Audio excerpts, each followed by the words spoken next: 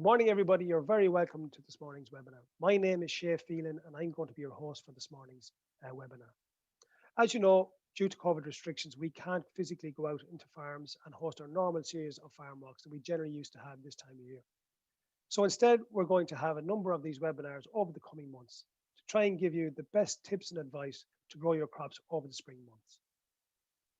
We literally have reports from crops all over the country, from Cork all the way up as far as Donegal. And our advisors have been out in crops, looking at them there and seeing what are the issues out in crops at the moment. After each section, we're going to then revert back to our panel of experts here, and we'll ask them some of the questions that you can forward on to us that have arisen in each of the different crops. So at that stage, we'll ask you to get involved, use the Q&A tab at the bottom of the screen and ask us some questions. If you're watching this in YouTube or Facebook, be aware you're not registered for IASIS points, so you need to register on the Zoom platform to get IASIS points from this event. So this morning's webinar, we have three different crops. We have winter oats, we have winter barley, and we have spring crops, spring barley and spring beans. So we're going to get reports from each of those. So our first crop up this morning is winter oats. So I'm going to hand you over to our advisors in the field to give you reports from winter oats. I'm here in a crop of husky winter oats sown mid-October, and I wish to discuss the fertiliser recommendations for this crop. It is in long-term tillage, and previous crop was winter wheat, and more than likely next year it's acting as a break crop for winter wheat next year. First of all, assess the crop, do a plant count, and identify what growth stage the crop is at present. Like, all treatments should be based on crop growth stage and weather conditions. First of all, in terms of nitrogen, the recommended rates is somewhere between 120 and 150 kilos of nitrogen per hectare. Anything over and above that, you increase the risk of lodging and lower the kpH. It's recommended that nitrogen should be applied in two splits, 50-50 if at all possible, at growth stage 30 and at growth stage 32, not later than 32 with the second application. In terms of P and K, this crop, well, all farmers have a soil analysis for their field, so base your P and K on that. At index 1, which is very low for P and K, we're looking at 4.5 bags of 10-10-20 here. And at index 2, we're looking at 3.5 bags 10-10-20, and in index 3, somewhere around 3.25 of 10-8-25. And at index 4, which is high, there's no P and K required. There is numerous compounds out on the market there, anything up to 14 different types of blends of N, P and K. And it's very important to select the right compound to match your P and K indices. Having done that, try and satisfy all the P requirement in the first application. Where you're short on K, that can be made up in the second split. So, like, at the rates that I have recommended, these crops at index 1, 2 and 3 will require additional K, and that can be supplied with an N0K compound or MOP, muriate of potash. P and K requirements are obviously based on soil tests, but also on expected yields. Oats has a huge demand for potash. A crop yielding 10 tonne per hectare will remove a huge quantity of potash in the region of 144 kilograms. Now, farmers, with the straw chopping coming on board, there's a huge volume of straw produced with oats, and it contains a lot of potash, so chopping this crop back into the ground will be the first crop I would consider in terms of incorporation. Sulphur is important for all cereal crops, and our advice is normally around 15 kilograms of sulphur per hectare, and this can be supplied in the second split. Like, if you're working on a variety like Husky, which is good straw, or Isabel, like, you're looking at 110, 115 units of nitrogen. 2.5 bags of Sulcan will give you all the sulphur and nitrogen requirements in the second split.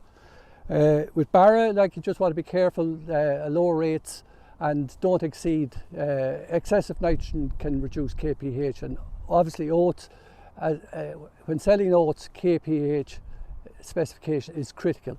In terms of trace elements, we're looking at 4 elements: manganese, copper, zinc and magnesium. In Wexford we seldom have a problem with magnesium, our soils are high, but the one element that's critical for oats, irrespective of whether the soil analysis shows high or low, is manganese. All crops should receive a foliar application of manganese in 2 applications, with the going out with the first run of the sprayer and with the second run of the sprayer. In terms of zinc, yeah, we're coming across a lot of zinc deficiency on long-term tillage ground, so apply your zinc or a co-formulation of manganese and zinc split applications at 30 and 32. And now I'll hand you over to Conor in the northeast to discuss plant growth regulators on oats. Today I'm going to discuss plant growth regulators, or PGR, in winter oats. I'm here in a crop of husky sown on the 13th of October at 150 kilos to the hectare with a 1000 grey weight of 32, giving a plant stand of 275 plants per metre squared. Winter wheat was the previous crop in the field and has a soil index of 1 for P and 1 for K. To date, this crop has received 1.5 bags of 0730 in the autumn, incorporated into the seedbed, and will receive a further 4 bags of 11723 plus sulphur in the coming days. The nitrogen strategy on this crop will be the same as Larry has discussed in South Wexford, coming to a total of 120 kilos to the hectare. An autumn herbicide was applied to the crop and is relatively clean for disease. The crop is now just approaching growth stage 30, which is the ideal timing for the first PGR. It is vitally important that we form a good PGR strategy and tailor the programme to the crop to ensure we maximise yield potential whilst reducing the risk of lodging and straw breakdown later in the season. Most plant growth regulators work by inhibiting the elongation of the plant cell wall when the crop is growing during the stem extension stage, which occurs from growth stage 30 up to 39. This inhibiting process regulates and reduces the overall height of the crop. The stem extension stage can be rapid in some crops and is driven by good weather conditions and the presence of available nutrients. When crop conditions are good and the crop has received all the necessary nutrients, it is essential that crops are walked and monitored regularly to ensure that PGRs are applied at the correct timings and rates, as windows of ideal application can be short. So what are we looking for at each key growth stage during stem extension? Well, growth stage 30 is the first key timing for PGR and is mainly identified by looking at the immature ear. This should be 1 centimetre above the base of the plant. To physically see this, you need to dig up various samples from around the field, dissect the plants, identify the main shoot and split the stem down lengthways to see where the tip of the ear is. We know the plant is at growth stage 30 when the tip of the ear is 1 centimetre above the base of the stem. Growth stage 31 is easily identifiable by a distinct node that is at least 1 centimetre above the base of the stem. Aside from identifying the ideal time to apply the PGRs, the next most important decision is to choose the correct product for the conditions. The performance of some PGRs can be compromised by cold weather conditions and lack of growth. Large variations between day and nighttime temperatures resulting in the lack or intermittent growth require the use of growth regulators with added or built-in adjuvants to extend the efficacy and the action of the PGR in the plant. Ideally, there should be 3 days growth before and 3 days growth after the application of PGR. With autumn sown spring varieties of oats like this one I'm standing in here now, a split application is advisable where the lodging risk is high. This is because the early PGR application at growth stage 30 will not sufficiently shorten the crop, so a second application of a PGR at growth stage 31-32 is essential. As this crop is approaching growth stage 30 like we saw earlier in the coming weeks, our plan is to apply the crop's first PGR. The product of choice here is Charade. We're using Charade because of the built-in adjuvant, which is necessary due to the current swings in day and nighttime temperatures. Other alternatives at this timing are K2, Medix Max or a CCC mix with an adjuvant. The first PGR will be followed by a second of Modus and a Psychocell mix at growth stage 31-32, where the best effect from PGR will be seen. It is also vital to avoid complicated tank mixes as this may stress the crop, and research has shown that stress at this timing can have a negative impact on yield. So following on from Larry and Connor, I'm going to look at disease control in winter oats. So we're here in Kildalton College. The variety here is Husky. It was sown on the 28th of October in poorish conditions at the time. They didn't get to roll it, and there's no herbicide, aphicide or fertilizer being applied to date. So it was sown at 215 kilos per hectare, a high seed rate due to the poorer conditions. And as you can see, the crop is quite strong with a high plant count because of the high seed rate. It established fairly well. So on inspecting the crop, there's no evidence of any disease present at this stage. The first protocol in designing a disease control program and implementing IPM is to look at the variety ratings for the disease. So this crop of Husky rates a 4 for rust and a 5 for mildew. So from the timings then, we have 3 timings, fungicide timings on this crop, and the first 2 tie in nicely with Connor's growth regulator applications. So the first one at growth stage 30 to 31, the second at growth stage 32, those 2 with the growth regulator, and the final one then at flag leaf to ear emergence. So this year we have 2 active ingredients not available any longer, epoxyconazole and fenprofimorph, and they would have been in products like Corbel, Genton and Toccata. Elatus Era, a very strong product on oats, works very well, still available, but can only be used once in the fungicide program. So after assessing your crop, if mildew is present, we need knockdown with something like Tern or Midas, or otherwise mildew prevention with Talius or Proline. And then from a rust point of view, preventing rust with a good straw like Comet, or to include a tebuconazole product if knockdown is required. This crop, like I was saying, there's no disease evident in this crop at the moment, so the plan would be for the first fungicide to go with Proline and a good straw for rust prevention. So to sum up then on winter oats, from fertiliser, nitrogen in a 50-50 split, with getting your P and K out with the first split, and also to avoid high nitrogen because that reduces KPH in the crop. Plant growth regulator then, first at growth stage 30, second at growth stage 32, which fit in nicely with the first two fungicide timings.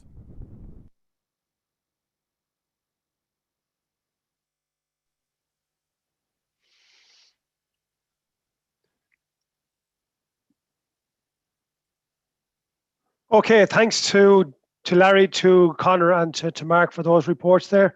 I'm going to ask you at this stage to send in some questions to our panelists. I'm going to introduce our panelists here.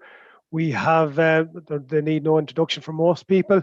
We have Kieran Collins, who's our tillage specialist based down in Cork. We have Stephen Kildare, who is a plant pathologist here based in Oak Park. And we have Mark Plunkett, who's a soil nutrition expert based here in Johnstown Castle in Oak Park as well. So I'm going to move over to you, Mark, first, if that's okay with you, to ask you just ask you a question there. Larry was talking about fertilizing oats there. How soon should lads get out on oats? I mean, the weather's fine this week, so should they be moving on there? I think Larry was mentioned around growth stage 30. Yeah, I think once conditions are improving, shade soil temperatures are rising, soils are drying out, the forecast is good, so it is a good time to be looking at P's and K's and getting out that early nitrogen, or that first bit of nitrogen there on winter row crops. Yeah, so there's no panic just yet, Mark. I think they can get out other crops there at the moment. Yeah. And in terms of, Mark, as well, in terms of P and K, we know oats is quite a good crop to mine P and K from the soils.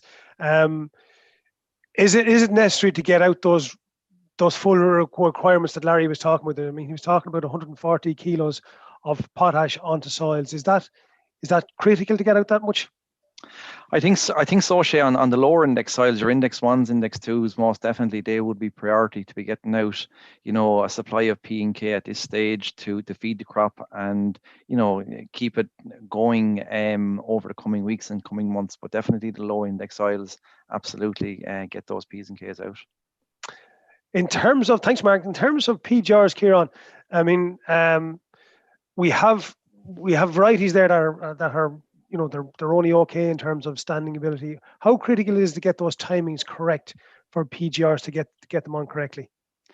I suppose, Shay, very important, but I suppose it's like anything. Assessing the risk is number one. So variety, you're going to be looking at variety. So if you're looking at Barra, which obviously has poor standing ability, versus something like Isabel, which would be quite good.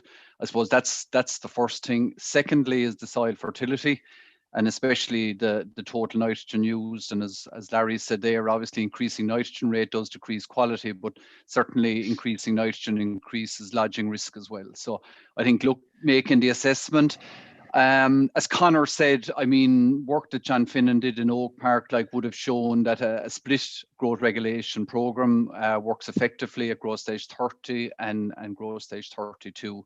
And I know from the work that John did, where the lodging risk was very high, he did find that a Triexi pack with a litre of Cycocel at both 30 and 32 was very, very effective. But, you can use, and I suppose especially when conditions are a bit cooler at the moment, certainly something like Cycocel with an adjuvant or the likes of C-Raid can be very useful at that 30 timing, But I suppose in summary, look, that 32 one really is when you will get the maximum shortening effect. And just, if I could also say, Shay, as well, just in terms of to be careful in terms of the total rates of Cycocel used, we don't want to exceed MRLs or anything like that. So I suppose that's something that growers should keep in mind as well. Yeah, and Connor mentioned there as well, Kieran, about temperatures at the time of applying some of these products, and he's talking about having good growth conditions both before and afterwards. How critical is that, and would that influence your choice of products? Certainly would, yeah, and it would also influence tank mixing as well, And I suppose the other thing, obviously, if you've got poor growth, the growth regulator is just not going to work very well. I suppose that's the main point. And also, I suppose I wouldn't be panicking just rushing out to crops. If I go out today and my crop is at growth stage 30, I'm not putting the sprayer on straight away. Growth is poor at the moment, so that crop is going to stay at growth stage 30 for quite a while. So, like Connor said, ideally wait for that burst of growth to come. The growth regulator will work better then in that case. Yeah, and I suppose just one, you mentioned it earlier on, Kieran, there, the difference between, say, the likes of Isabel and Barra is two extremes really in terms of standing power and standing ability. Would you alter your strategy to take account for either or? I think I would, but as you said, the variety ratings are important, but also the total nitrogen as well. Certainly there's a little bit more scope to reduce applications a little bit on the better standing varieties. Okay, so Steve, just to move on, Stephen, on the disease side of the house, Mark mentioned there that a couple of our key ingredients are gone, so the epoxyconazole is not going to be around, and the morphlines are gone as well. What sort of strategy should guys be looking at in the early season in terms of getting control of mildew and crown rust? I suppose, look, as Mark rightly highlighted, the first thing you should be doing is looking at the variety that has actually been grown. And look, being honest, look, a lot of what will be in the ground will be Husky, a bit of Isabella, a bit of Barra, and they will have a certain level of susceptibility. Look, Barra itself would be very susceptible to both of those diseases. Husky also, maybe Isabella a little better. There are some other varieties there where, look, mildew mightn't be a concern, rust potentially would be a concern. So really it is to start at that IPM at the very, very start, know what variety has gone in, and look at the risks from there on. And that's going to come back down to getting into crops, seeing is there mildew present, is there rust potentially present, and the weather conditions that are going to prevail from now on. Like the weather at the moment is almost ideal for those type of diseases to a certain extent. It's a little bit cooler, so maybe the rust may not be as big a concern, the mildew definitely. But as that temperature increases during the day, both of them potentially could take off. So you're going to have to look at it from that aspect and match almost the risk within the specific crop to that. Look, as Mark rightly sort of identified, there's a number of actives there. Some of them have strengths, some of them have weaknesses, and it's going to come back to then matching that to whether the disease is present or if it's there at a very low level, you're going to be looking at a lot of protected activity. And if it's active and there's a lot there for mildew specifically, I'm thinking of here, you're going to need a lot of curativity, and you're going to have to go with specific mildewcides. And it's very important that you understand that you're going to have preventative activity, and specific mildewcides such as Thalius, for example, would be very preventative, but its curativity, it won't have that curativity. And if there's active mildew in that crop, it won't be able to knock that back. So you're going to have to match the pressure to the chemicals that are going out. Look, he mentioned that the first application would be Prothio and a Straub based. Exactly, there's where a case where, look, you will get good mildew control from the Prothio, and if there is any rust potentially going to come in, you'll get that protective. Okay, so you're assuming at that stage that there won't be a huge amount of either of those diseases there, and you'll be able to work with that going forward. Again, mixing and matching depending on the activity of the disease, the variety, etc. And that's what's really important.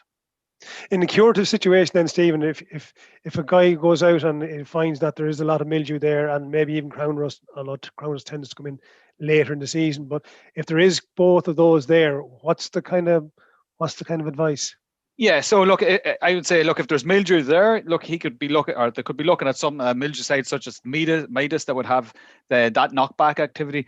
Proline itself will also have knockback activity. It wouldn't be regarded as a specific mildewcide per se, but it is actually quite good. So that, from the mildew perspective, is going to be very important. If you then have a case, and I think probably as you mentioned, there won't be a huge amount of rust potentially there. It may be a case that if there really was rust, you'd have to start to look at something that would have good curativity against rust. Look, that would be a case of looking at tebuconazole now at this stage, because you mentioned that epoxy. Look, there is a use up until I think later in this year, but there's probably not going to be a huge amount of that around. And you would also then have a concern for other crops, whether if you have a bit of epoxy, whether they should be looked at other crops. So there is a case there that it would be tebuconazole would be the active for rust if it is active at this stage. But I suppose, as you mentioned, mildew probably would be the one that would be more of a concern. Most people be chasing, exactly. Quick question, Mark, to you. I just see it after coming in here on the screen here about nitrogen, and Larry was talking about limiting nitrogen a little bit.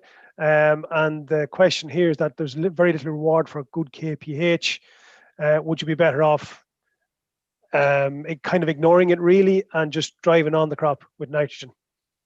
I suppose the big risk there, Shay, is lodging, like, you know what I mean, that you're, again, the crop be more prone to disease, you're leaving the crop softer. Like, I suppose oats are a crop that, you know, from the work that has been done in Oak Park there, they haven't a big nitrogen requirement like our wheats and our barleys or our winter crops. So, like, you know, you're probably hitting somewhere around 120, 150 in terms of optimum N for yield. And then once you go above that, you're also reducing grain quality, and that probably feeds back into affecting grain yield as well. So I suppose really it's you're trying to control lodging, you know, that reduce the risk that you have a harvestable crop come harvest time. Yeah, and just two final questions, guys. One for Stephen and one for Kieran before we go. Stephen, just to you, we see a question coming in here. The infill between growth stage 30 and 32 can often be quite short. Would you as well have to delay your fungicide first fungicide until growth stage 32? Well, this is all going to come back down to the pressures that are going to be in that crop. If that mildew basically is allowed to develop, it will be difficult to get on top of that later on, even with those very curative actives, because you're going to have that bigger canopy developing, and I suppose that microclimate potentially lower down in that crop. So in that sort of scenario, look, if there is a risk, I would be looking at that preventative application at that stage, and that isn't, I suppose, as harsh or as heavy potentially there. But definitely it will be that risk of actually allowing something in and then trying to chase it afterwards. Okay, and last question then, just on this section then, Kieran, for you, would you include an aphicide at growth stage 30 with a PGR?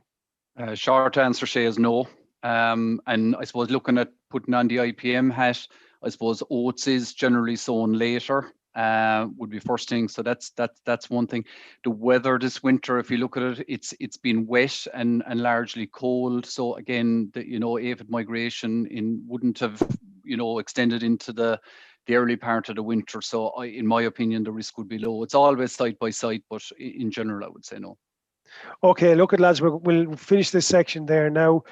Thanks for your comments, and I'll encourage people to keep asking questions there. The guys will be coming back later on, and we also have some more advisors in the background answering questions as they come through as well. So hopefully we'll get through all the questions that are thrown up.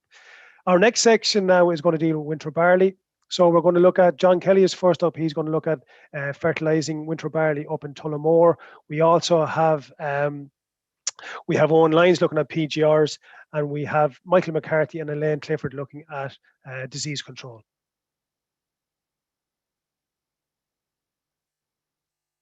I'm on John Coyne's farm here in Kilclongford, County Offaly, in a field of Valerie winter barley that was sown on the 5th of October at 12 stone to the acre, which placed about 350 seeds per metre square. My colleague Paul Fox is doing a plant count in a circular hoop, which is representing 0.2 of a metre squared.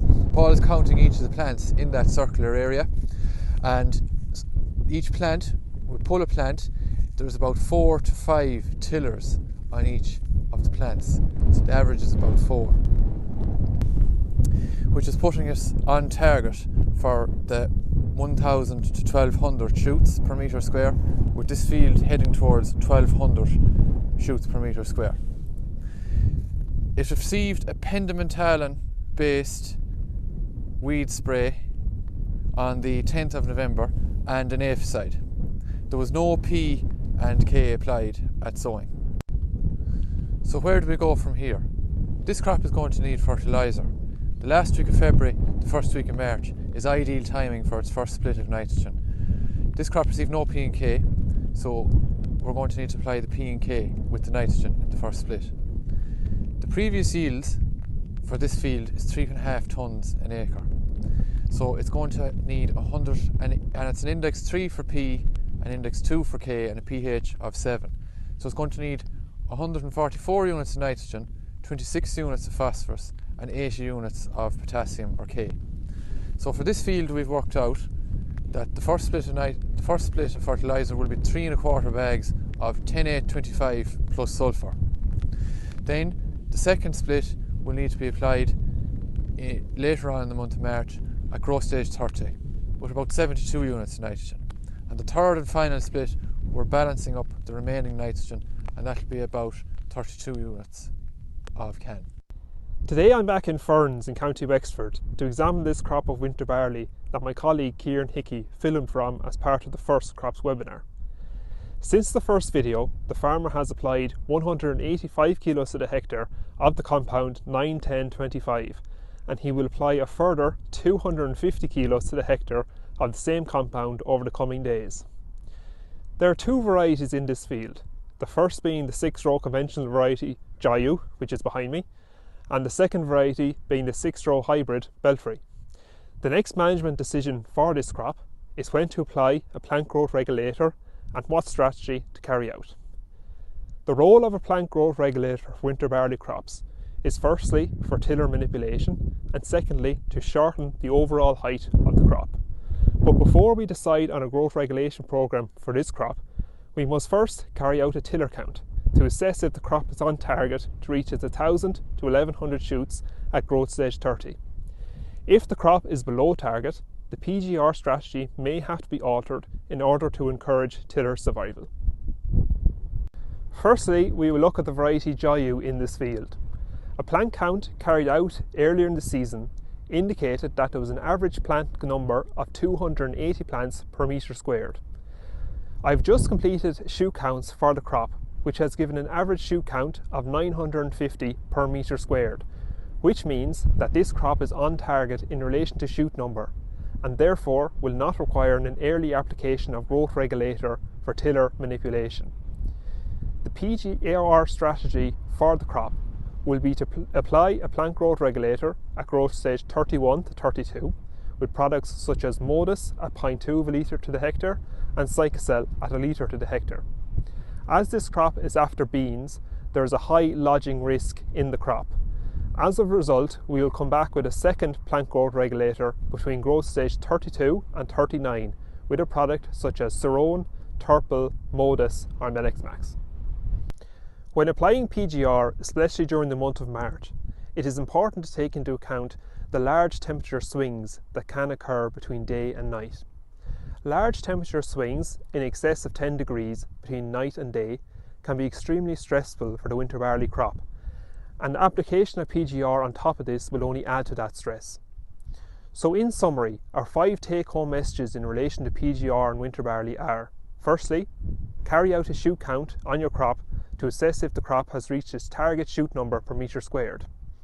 For thin crops, apply a PGR for tiller survival when growth happens, but before growth stage 30, and follow this up with a further application at growth stage 31 to 32.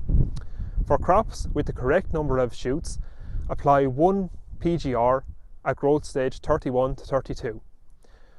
For crops with a high lodging risk, apply a second PGR between growth stage 32 to 39 to shorten straw. And finally, beware of the large temperature swings that can occur between day and night to avoid that crop stress. So now we're going to look at the early season disease control in winter barley. This is a crop of Infinity sown in the 16th of October last year. We've done a quick walk, and I suppose we've pulled up a few plants, and our question now is, do we need early season disease control? Is it going to benefit us? And what are the do's and don'ts, really? So I suppose the first thing to look at is the individual plants themselves, okay? And we can see that since last winter, tillering has been quite poor, and we're really only looking at that kind of main shoot and 2 tillers at the moment. We hope this crop is going to tiller out a bit better, but from looking at it right now, we need all the tillers we have, and we need to protect those tillers, okay? So this is where our early season disease control comes into play, okay?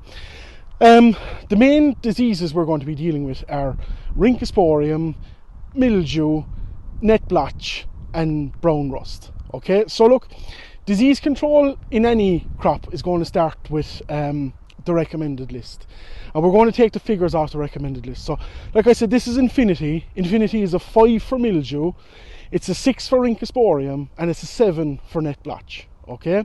So all in all, Infinity is a fairly resistant variety. It's kind of low to moderate for mildew and maybe moderate to high then for Rhynchosporium and net blotch, okay?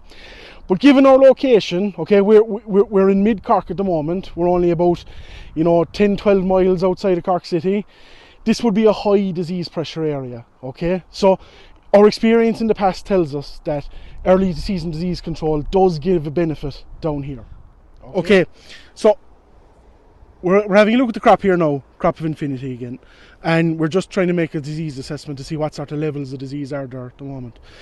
So we're not seeing really any disease, but we do know from past rainfall, like we've had a very, very wet winter, and this crop followed a winter barley crop last year. We can assume there's going to be high levels of inoculum lying around the place. So there is going to be a benefit to giving this crop an early season disease control. The plan for this crop would probably be to use a triazole like Proline in a mix with either an SDHI or a strobilurin, okay? So there's a range of products out there we can use, ample, and they are going to give us that good early season control that we're looking for. So to follow on from the crop Michael looked at, we're now standing in a crop of Belfry 6-row hybrid variety winter barley, and this crop was sown the same week as the previous crop, around the 16th of October, and it's a small bit more advanced than the Infinity in that it has an extra tiller. And looking at the disease ratings of this crop, having assessed the crop, it's very clean at the moment. We would be saying definitely to assess it towards the end of March for disease. But given that Belfry has a very good disease profile, it has no major weaknesses for mildew or Rhyncho or brown rust or net blotch. So this field will possibly be a 2-spray programme in comparison to the Infinity that would show a weakness for mildew. There could be a possible saving on sprays in this field. So just on a final note, Owen has spoken about growth regulators, and myself and Michael have talked about a fungicide application possibly towards the end of the month of March. But just to keep in mind as well, especially if you have a bit of tidy up herbicide application to do, to bear in mind tank mixes and just to be careful with those. So in summary, as John Kelly said, we're going to start with our compound fertiliser, which is going to give us about 50 kilos of nitrogen with our P&K. And turning to what Owen Lyons told us, We're going to assess the crop for lodging risk. We're going to look at its varietal characteristics, if there was any organic manures applied, previous cropping history in the field, and the overall nitrogen that was spread. And for disease control, even though it's early in the season and we may not be thinking of disease control at the moment, these jobs will come upon us fast, and it's no harm to get out in the field, assess crops, judge them off their previous history, look at the recommended list for their varietal characteristics, and make an assessment based on all those factors. Okay, again, thanks to the guys out in the field. I think it's a fairly comprehensive roundup of what they're seeing in the field. I'm going to ask the three guys to come back in, Kieran, Stephen and Mark. And we're joined by Elaine Clifford for this section. Elaine, as you'd have seen, was reporting from some of the crops down in Cork. So again, Mark, I suppose the pressing question, I'm going to go to you first.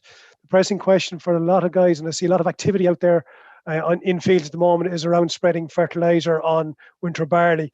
And I know you have kind of three kind of key things that guys need to be aware of when they're spreading fertilizer on winter barley this time of year. So you might just explain what they are, Mark. Okay, Shea. Yeah, look, we're getting into the season now where we'll be pulling out the fertilizer spreader, setting up, calibrating it. I suppose in terms of using, especially the nitrogen, as efficiently as possible, it's very, very important that we move. We talk about three conditions in terms of the soil and the weather. So soil temperature should be above 5.5, 6 degrees. Also soil trap stability, so soil conditions are improving as we speak, and then a good forecast, Shay, that we have an improving forecast. So I suppose they are, three little things maybe to have in our heads, or three boxes to tick before we actually start moving, especially with nitrogen. And it's really from the point of view that nitrogen is very mobile and can be easily lost. But as we speak, conditions are improving on all three fronts. So if soils are wet and there's water lying in tram lines or something like that, that should stay out of them for the time being, Mark, would that be the fair assessment? Ideally, Shay, if soils are wet, they're going to be cold, there's going to be little growth. And I suppose the other big thing at the minute, as Kieran was saying there, I suppose, soil, there's very little demand for nitrogen there at the minute. So yes, if field conditions are poor, most definitely hold off on those fields with that early nitrogen, because it is still early. You know what I mean? It's only the 2nd of March. Yeah.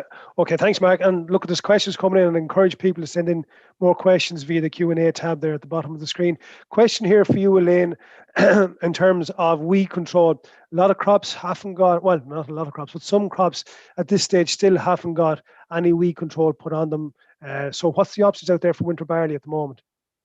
Yeah, so John Brophy talked about it in our last webinar, Shay, and I think you touched on it as well. But the situation hasn't really changed since there's been very little opportunity to apply a herbicide to crops with all the wet weather we've had, and very little growth as well, like Kieran said earlier. So we kind of have two scenarios: either a tidy up on winter barley that did get an application of herbicide in the autumn, or it's no application of herbicide yet. So at this stage, like, the window for applying an autumn herbicide to winter barley to control annual meadowgrass is very narrow in the springtime anyway, and we've probably exceeded that window at this stage now for use of fluticasone or pendimethalin, as the annual meadowgrass has tillers. So that option is gone now at this stage. So you're looking at when growth starts, when it kicks off, as growth rates are quite low, especially down in Munster at the minute anyway, switching over to a spring weed control program. And just, I suppose, the message doesn't change. Go out and assess your crops and see what weeds you're dealing with, and using your field history then as well to know what your problem weeds are. But I suppose just looking at a program like a sulfonylurea with a suitable mixer partner with it, so something like maybe Cameo Max and Zypar or Pixar or Hurler or so on. And then, like I said, with problem weeds, I'd have a few clients that would have a problem with resistant chickweed. So just to bear in mind then to avoid the sulfonylureas in those cases, and to use something like the Pixar or Hurler would be good on on resistant weeds like that. And then with wild oats, our two options are Axil Pro and Avena Nova.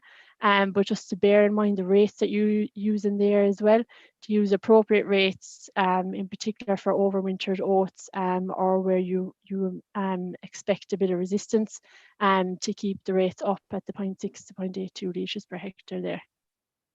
Yeah, and you mentioned in the video, Elaine, I think it's a good comment. I mean, the fact that guys haven't got herbicides on now is probably going to complicate programs a little bit, where they're trying to get on, as you say, wild oat control, PGRs, disease control, so and maybe even trace elements. So they probably need to be careful with those.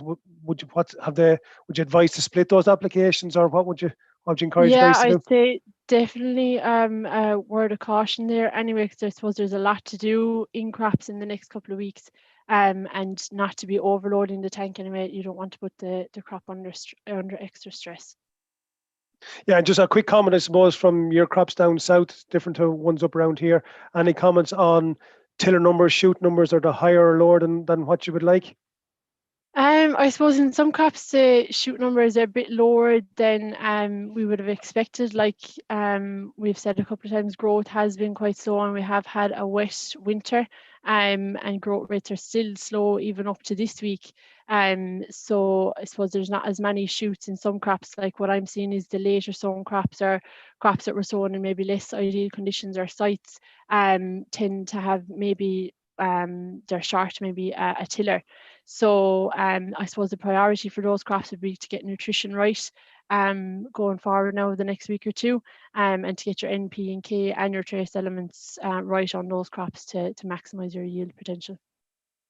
Okay, thanks, Elaine, for that. Kieran, just moving on to you then, in terms of PGR strategies then, I mean, Owen was talking about PGR strategies, and quite often the debate comes up about conventional varieties versus hybrid varieties.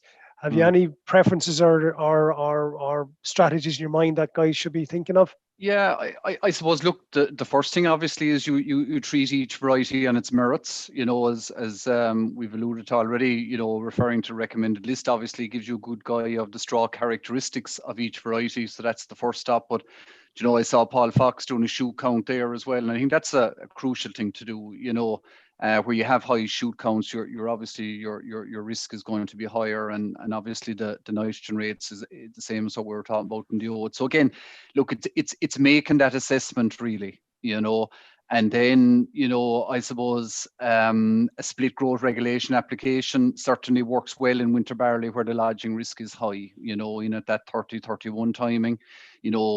Likes of Triaxipac, your Modus, Midex Max, those type mixes good to strengthen the base of the crop and that. But look, if you're looking for, if you have a tall variety with high nitrogen and you're looking for straw shortening, certainly, the likes of your Sorrow and Turple there from 32 to Flagleaf really is what will shorten the crop. And again, I suppose a lot of the same stuff that we covered in oats, growing conditions are absolutely crucial as well. So again, good growth, good uptake. Yeah, and a quick question there from Ronan in Galway there. Can you mix PGRs given the mixes that are going to have to be done with guys this year? Can you mix PGRs and wild oat herbicides in the same tank mix? Yeah, again, I'd be just very cautious. Elaine kind of covered it well there. I mean, there is, like, you could potentially have wild oats, you could have broadleaf weed tidy up, you could have PGR, and I'm sure Stephen is going to talk about early disease control as well. You just cannot put all of those things into the one tank, at this time of year.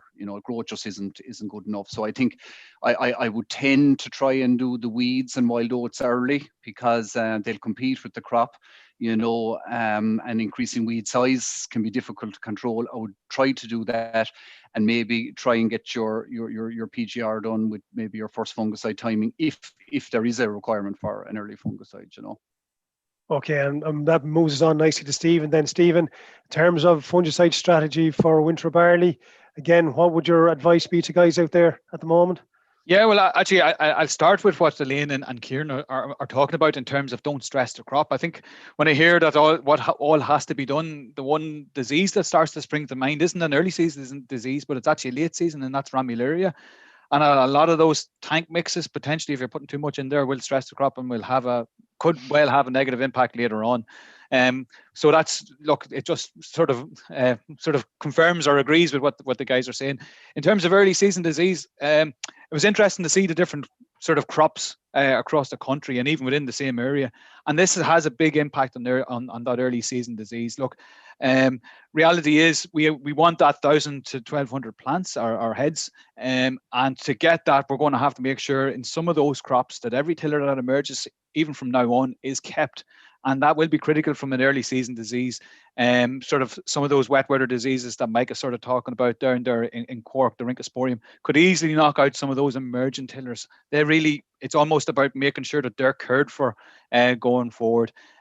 Some crops that'll have huge number of tillers, you'd argue, okay, any more that's going to emerge, I mightn't be as concerned about. So early season disease, look, if you have to go early, again, it's going to be the diseases you're going to be targeting, your mildew, your Rhynchosporium, potentially an net blotch. I'd say it's probably a little bit later, potentially Ramularia going to be later. So you're talking about those two primarily. Not to say that net blotch won't come in, because we know the spot form of net blotch has caused havoc on some varieties of late in the last number of years.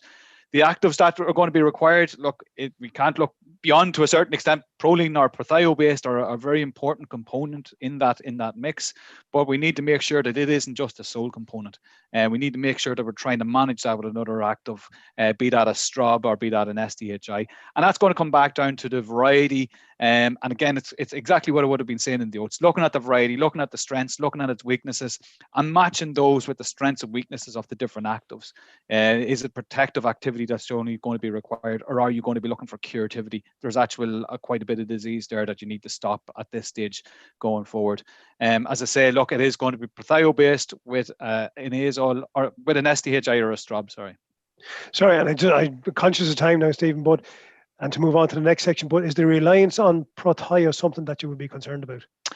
Undoubtedly it would be, because I can see it going into the program in nearly every application to a certain extent. And we do know, look, as we apply more of these chemistries, we are going to put it under more pressure. It has been a great molecule in barley for the last almost 15 years, if not more at this stage. So we need to make sure that we can continue to make it or bring it forward. It's an excellent molecule in barley. So we just need to manage it as best we possibly can. And that's going to be with the mixed partner and using it where it's going to be required and only when it's required. Okay, listen, thanks again. Listen, just in the interest of time, we're going to move on. I'll just ask people to keep the questions coming in. We'll answer them if they're to this section or the previous section. We'll try and answer them in the last section when we get to it. So our final section here is looking at spring crops. So we have John Pettit and Conor Kavanagh who are going to cover spring beans, and we have Shane Kennedy and Martin McCullough who are going to talk about spring barley.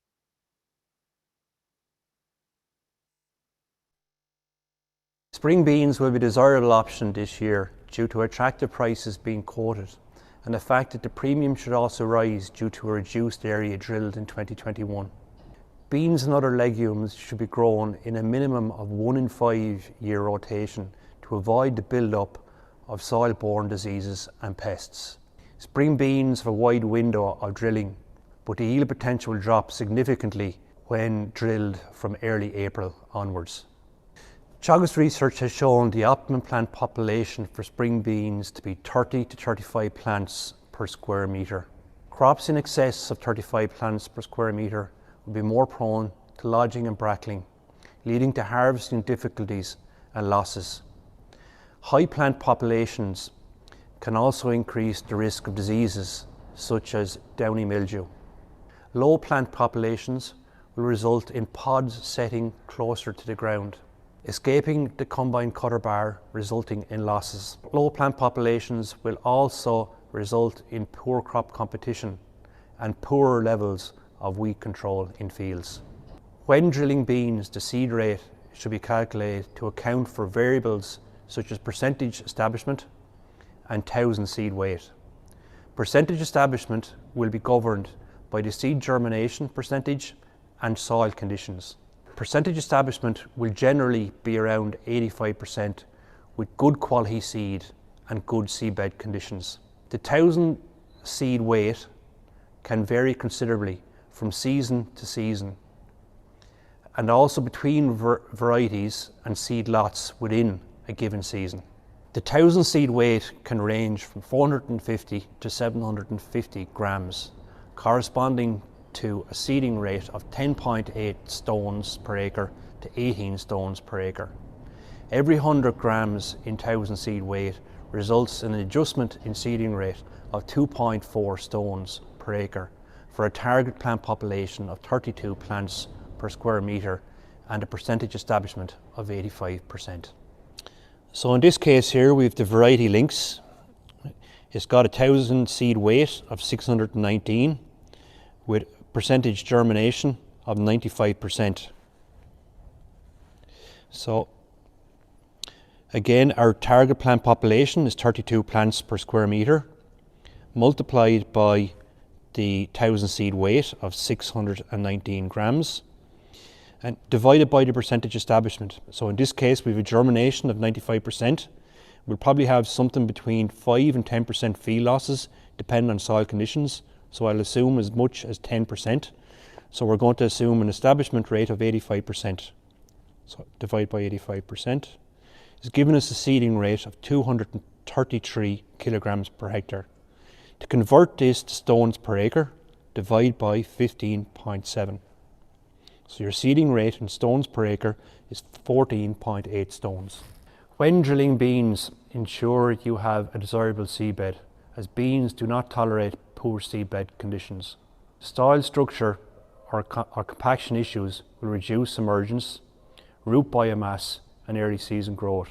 PGRO research found compacted topsoil to reduce yield by up to 40%. When drilling beans early, they should be drilled 3 to 4 inches deep to reduce crow damage. When drilling beans later, drill them shallower to get quicker emergence. The optimum pH for spring beans is 6.5 to 6.8. Growing beans on low pK index sites will incur a yield penalty. Both Teagasc and PGRO research shows low P sites to benefit substantially from placing P at drilling. The pK application rate will be dictated by soil test results.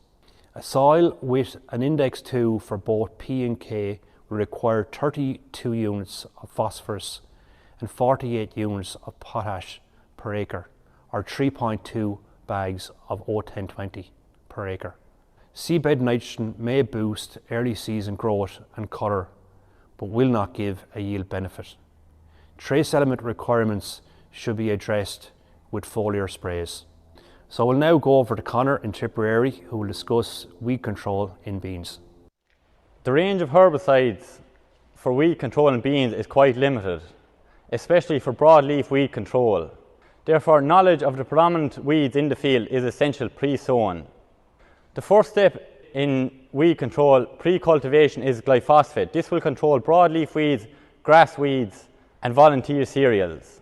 Following on from that, the pre-emergent herbicide options are Nirvana and Defy and Stallion. These will contain a broad spectrum of broadleaf weeds. These should be applied as soon as possible after setting the crop to avoid damage to the emerging bean plant. These should be applied to a fine, even seedbed where there is moisture present and only in good spraying conditions.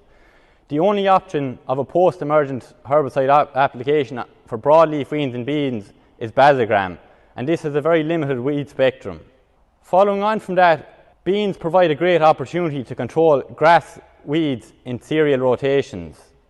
The use of graminicides to control grass weeds such as wild oats, scotch and sterile brome will prove very effective. So in conclusion, ensure you calculate your seeding rate to obtain the optimum plant stand per square metre. Soil structural issues should be addressed in advance of drilling the bean crop. Ensure beans are drilled as early as possible but into an appropriate seedbed to maximise yield potential. Placing P at drilling on low soil P sites will result in substantial yield benefits.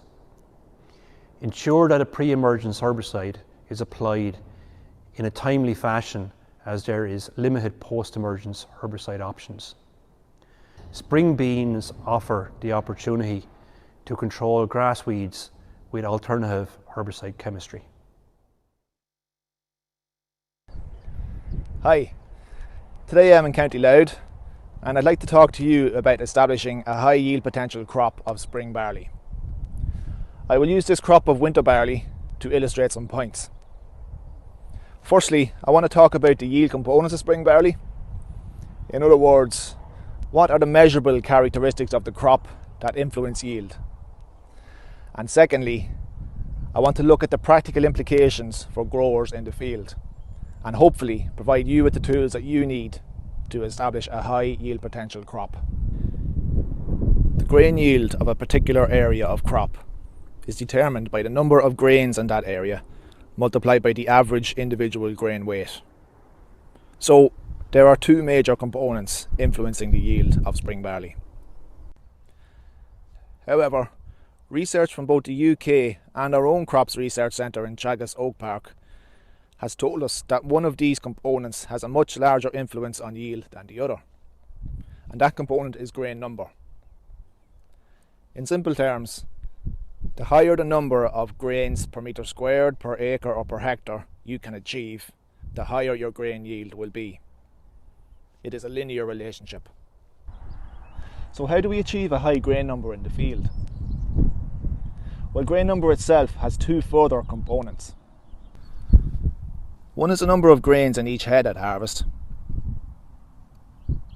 and the other is the number of shoots per metre squared you bring through to harvest. And research has taught us that the most influential of these two components in barley is shoot number. The research has identified a target of 1,000 shoots per metre squared at harvest in barley. And it's no harm to aim a little bit higher than that during the season to allow for some natural debt and loss in the run-up to harvest. To get your eye in, the crop of winter barley I'm in today has approximately 675 shoots per metre squared, but it's still tillering. And here is what a crop of 1100 shoots per metre squared looks like at heading out time in spring barley. To give yourself the best chance of achieving 1000 shoots per metre squared at harvest, you're going to need to get your seed rate right. It's the most powerful way you can influence shoot number. To end up at 1000 shoots, you're going to need to have 300 plants per metre squared.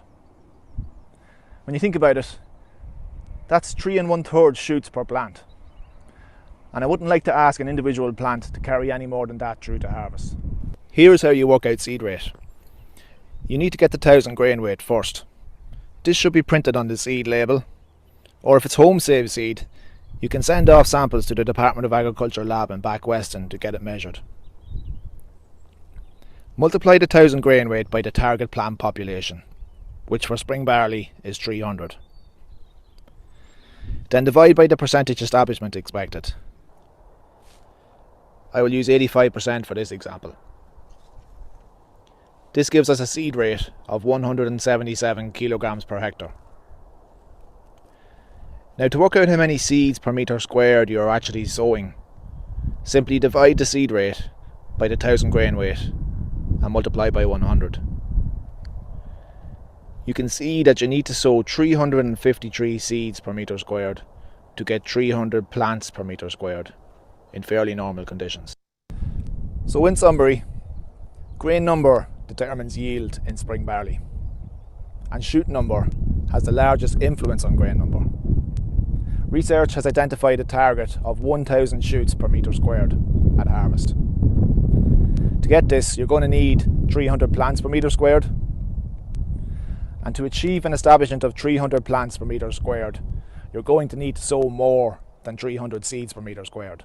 It's important to calculate it. And remember, this is how you establish the yield potential. You then need to carry that potential through to harvest. And Martin will discuss in the next video the role of nutrition in doing just that. Right, I'm standing in the field here in East Donegal. It's a field that was in winter barley last year, and there's a catch crop went in over the winter, and it's going to be going to spring barley now in the next few weeks. Shane's already spoken to you about the importance of getting the correct seeding rate to get your 300 plants per metre square established to give you the potential of 1000 plus shoots per metre squared to maximise yield in spring barley. I'm going to talk about crop nutrition because you need to feed that crop to drive on tiller growth, to maintain tillers, to actually maintain that yield through to harvest. crop nutrition starts with up-to-date, well-taken soil samples. All right, there's no way around it.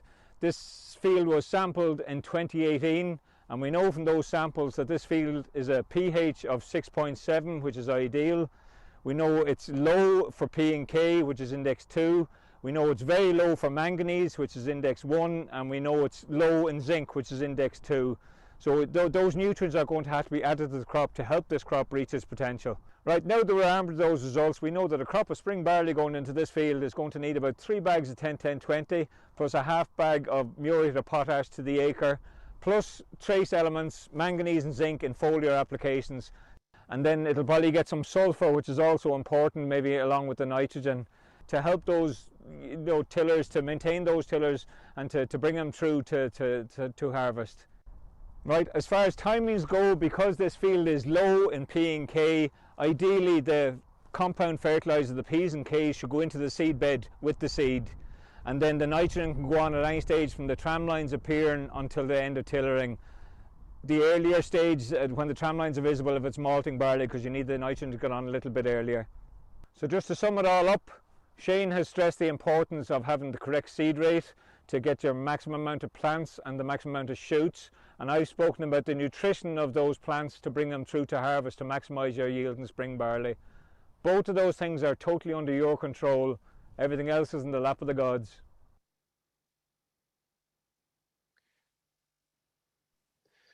Okay, again, thanks to the advisors in the field there for their contributions. For this session, we're joined by John Pettit as well, who you'll have seen in the previous video.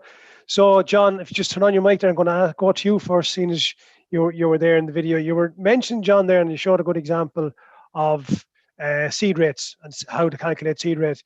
In your opinion, did guys sow too many seeds last year, and did it affect crop yield afterwards? I suppose first, Shay, it comes back to the simple fact that research has found that the optimum number of plants per square metre is 30 to 35 plants per square metre, and that doesn't really change. And I suppose last year, if you wind the clock back, when you think about crops were drilled into exceptionally good seedbed conditions, and when you were working out your seeding rate, you might have accounted for maybe, I would have mentioned 5 to 10% field losses. And whereas in reality last year, because seed went into exceptional conditions, seed losses were very, very small. And as a result, you ended up with a slightly higher plant stand than what you've anticipated when you're doing your calculations. But at the same time, that said, I would sooner see a crop slightly on the thicker side than on the thinner side, Shay. And in terms then, John, as well as that, weed control in beans can often be tricky. Have you any kind of tips there for guys in terms of how they can maximize their weed control in beans? I suppose like last year, if you wind the clock back again, it was an issue with some people. There was probably more Brazagran used last year than any other year. And again, I suppose it came down to a prolonged dry spell. So residual herbicides are not going to work as well in those sort of conditions. But I suppose, guys, it comes back to the principles of weed control, particularly with residuals. It's a matter of knowing what weeds are going to be present in the field. So you need to go back to field history and know what's going to come at you. And I suppose importantly then, the product that you apply or a combination of products need to be given every chance as well. So you don't want cloddy seed beds to start with. You would sooner see a consolidated seed bed or a field that is rolled. Herbicide will work better in those conditions. And also when you're applying the chemical itself, that it's applied in a medium spray particle, but also if you actually have soil moisture, it'll actually enhance the deposition or the distribution of the active ingredient over the soil surface. And I suppose finally, individuals could consider using a wetting agent such as Torpedo 2 or Activator 90, which will also enhance the deposition of the active ingredient over the soil surface as well. Yeah, and I think there's a point there as well that for grass weed control, it does offer a good chance to control some of those tricky grass weeds, especially have wild oats or sterile bromes and stuff like that. It is a good opportunity to control those as well. Yep, okay, so look, thanks, John, for that. Mark, just to move over to him, and while we talk about NPs and Ks, one of the issues that Martin McCullough brought up there in Donegal is manganese. What's the most effective way, do you think, of dealing with manganese in spring barley crops? Yeah, manganese. I suppose firstly the shade to say is that manganese or spring barley is quite sensitive to manganese, and if you're on soils that are very, very low, Look, I suppose a foliar option is probably the best. You could consider maybe a little bit of manganese going in on the fertilizer, just on very deficient sites to kick things off, because manganese it's very important in terms of rooting and tillering. But then you must follow in with maybe a foliar application or two to feed that crop, because what happens to manganese on the fertilizer, say, is that it can get fixed or locked up in the soil very, very, very quickly. So I would not be depending on the fertilizer to supply all my manganese, during the growing season, because the soil just has a massive ability to fix or lock up that manganese. A little bit different than, say, copper or zinc, where you can build or feed a lot of the copper and zinc, through the soil or through the fertilizer. But I would say definitely, if you get a little bit on the seed bed, either to the fertilizer or even a seed dressing, if that's possible, and then follow through with foliar applications to coincide with maybe your weed sprays and your first fungicide, Shay. Okay, thanks, Mark. And I think, I suppose it's an important element from the point of view, as you say, from tiller and keeping tillers alive. And we're trying all the time to keep tillers alive, and we kind of sometimes can forget about the trace element part of it as Yeah, well. I think that early feeding, Shay, is very, very important, because, like as Shane said, like spring barley is very dependent on grain number. So that first 3 to 6 weeks is critical in the I suppose that spring barley phase of development, that you supply any limiting nutrients in that phase, because you're laying down the foundation in terms of yield, both in rooting and in tillering. Okay, thanks, Mark. Kieran, a quick question for you there. I see it here on the screen here. In terms of aphid control measures, where crops are coming out of, say, catch crops or cover crops, what is the advice in terms of managing those aphid populations for a spring barley crop? I suppose we're talking about what we call green bridge transmission there, Shay. But I suppose the important point to remember is the grain aphids, they overwinter in grasses and volunteer cereals. So I suppose in relation to the question there, it depends what's in that cover crop. If it's a brassica base, for example, grain aphids won't overwinter there, so the risk is quite low. But if you're in a situation where there's maybe a lot of grasses or volunteer cereals, well, that risk is certainly higher. And I suppose to eliminate that green bridge and leave as wide a possible gap between that and actual sowing is important. Aphids can survive for a period of time underground. So even though we're pushing into obviously we're into March at this stage, so the opportunities are a little bit limited, but certainly breaking that link between, we'll say, the grass weeds or volunteer cereals and actually sowing the crop, or maybe even delaying obviously has implications at the other side. But if you are concerned, certainly the breaking that green bridge is important. Okay, Stephen, if you wouldn't mind turning on your microphone there, just a quick question on diseases in beans. What should guys be looking out for? I'm not going to go into spring barley because we'll be back doing spring barley diseases again. But in terms of beans, what diseases should we be looking at, and what's their programs? I suppose the main disease that we would probably be looking at are something like chocolate spot and some rust. Rust maybe being a little bit later in the season than the chocolate spot. And as John mentioned, the downy mildew. They're really the three diseases that are going to impact. I suppose chocolate spot is probably the one that will cause most impact. The downy mildew will look very, very bad, and it can take patches of the field, but it generally wouldn't be the whole field that would be affected. The chocolate spot, once it gets going, it can be very, very, very aggressive, and it can produce an awful amount of monoculum. So really, they're the diseases that we'd be looking at. Timing of applications of products then will be around the start of flowering and stuff like that. The downy mildew, you would have to probably get into crops to see it, being honest, and it, as I say, may look worse than actually what it will do in terms of impact. Yeah, and look, we can address those issues later in the season as well. Two quick questions. I'm just kind of conscious of time here, but Kieran, two quick questions, and they're kind of in your bunker, really. You were talking about PGRs in winter barley earlier on. Terpel, if it's used as a PGR, would you prefer to use it at growth stage 32 or closer to 39? 32 to 39 is very short window. If I was to give it an option, I would kind of say growth stage 37 is kind of ideal. And I know from research that was done, in good growing conditions at growth stage 37, you can take up to 15 centimeters off the crop at that stage. So in around 37, I would say is probably perfect. Yeah, and a final question here to yourself or John or Elaine or Mark even. Wild oat control in winter barley, is it too early to go now? Some spring emerging wild oats could still come up. Any comments? Yeah, I can take it, I suppose. Yeah, look, you're relying on, by going early, you're relying on crop competition after that. You're not going to have soil disturbance. So I would think on balance, you're probably better off a little bit earlier, because weed size is hugely important, you know, and wild oats will get more difficult to control. We obviously have a winter species and a spring germinator. The spring germinator obviously is the dominant species in Ireland, but still, I think if you can get in and control the wild oats that are there, say in March, you know, crop competition after that should, unless the problem is really bad in the field, the crop competition after that should keep them out. Okay, listen, with that, as conscious it's 20-1 now, and on a fine day like this, I'm sure a lot of people are anxious to get out into fields and get working. So we're going to leave it there at that. So I'm going to say thanks to our panelists, to Kieran, to Elaine, to Mark, John and Stephen for their contributions. I'd also like to say thanks to the advisors out in the field who took time out to go and bring us reports back from all those fields. So I'd like to say thanks to all of them. Thanks to the audience for staying with us for the hour. Again, like I say, it's a very fine day and people are anxious to get work done. And finally, thanks to the guys in the background who are answering questions and keeping the thing running in the background as well. So as I said earlier on in the video, this is the second of a series of webinars that we're going to do over the spring. So we'll have another one in April and we'll bring you some updates from crops at that stage.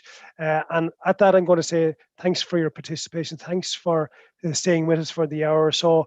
And just a final message to everybody that's out there farming at the moment, just stay safe. Take your time, don't be rushing just because the weather is fine at the moment.